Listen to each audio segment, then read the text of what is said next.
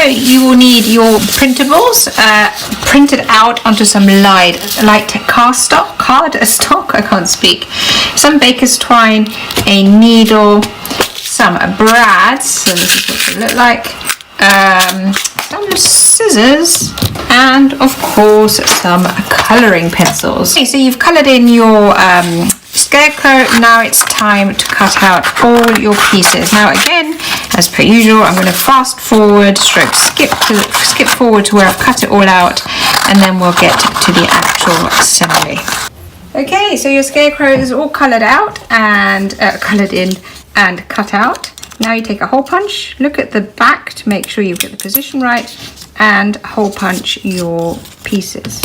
Time to get your thread. Now I'm going to use some baker's twine. I love baker's twine. It comes in, you can get it in lots of different colours, and I'm just going to snip a little bit off. I'm going to find my needle, which is probably gone missing somewhere, and I'm going to thread it on. Okay, so first we're going to push the needle through this black hole, coming in from the back,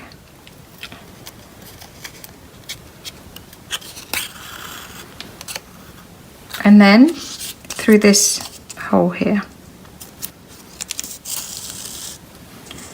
Now I'm going to tie it off in a minute. I'm just going to leave a bit of space for knotting, but you want to measure it all out against this in a minute.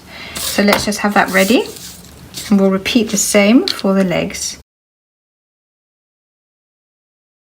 And again, leave a little bit of thread for knotting, and then we're going to use this again in a minute. So take your pieces, get your brads, push through, not too tight, so have it nice and loose, and the other side. Around. Now this is the key thing. You want the arms and legs pointing down, so pointing down. You pull this across and this across, and now you knot it so you have a nice straight line running across.